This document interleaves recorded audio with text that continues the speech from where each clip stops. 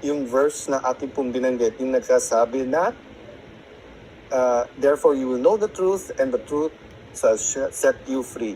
So doon tayo makumpisa. Gaano ka-importante ang katotohanan? So babalikan ko lang ko, no?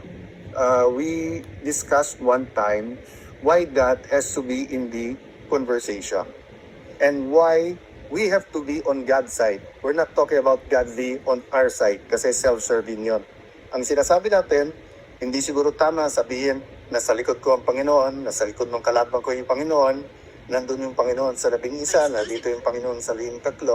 I think safe na sabihin na ang Panginoon ay Panginoon ng katotohanan. So dapat doon tayo sa Panginoon. What I'm saying is biblical principles, diba? Parang sinabi nung gravity, iba na, or parang sinabi nung kung anong itatanim, yun ang ating aanihin. I mentioned biblical principles because we have to have a starting point so that although we disagree, we can agree on the goal. So kanina, I talked about truth. Can we agree that whether we talk about the parliamentary tool of walkout or we do the parliamentary tool of having no quorum, there have to be an objective. And the objective has to be truth. So sabi namin, tinitira, ginabuan ng paraan, nahawakan sa liig ang Senado, kaya iniisa-isa ang mga membro ng majority.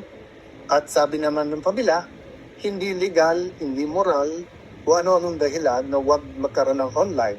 Of course, tinawagan na hypocrisy dahil kay Senator Trillanes man, kay Senator De Lima, or sa maraming pagkakataon, yung mga tumutulig sa ngayon, senador man sila o dating senador, once upon a time, pinopose nyo rin yan. But can we agree that whether we walk out or whether there's no quorum, we're fighting for the truth. So the question is, what is the truth and how do we get to the truth? So pag sinabing, eto totoo, si XYZ ang guilty sa flood control. Sinabi naman ng kabilang grupo, hindi, si ABC. Malay niyo po, in the end, it's not A, but it's B and C. And it's not XYZ, but it's Y and Z. And then kasama si W.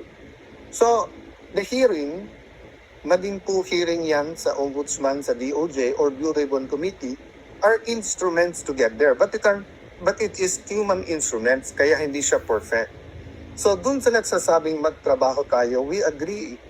Yung nagsasabing na delay ang trabaho, we disagree na yung bagong majority. We point to all of us, including the minority. You have the wrong priorities. The last Blue Ribbon hearing was in January. And from January to present, there have been a lot of developments. The last time we heard from DBL, DOJ, DPWH, many agencies, umiba-iba na po ang mga statistics na binibigay sa atin. For example, nung unang privilege speech ni Senator Lacson, ang sabi niya, ilang daan yon na ghost project. And then lumiit na lumiit.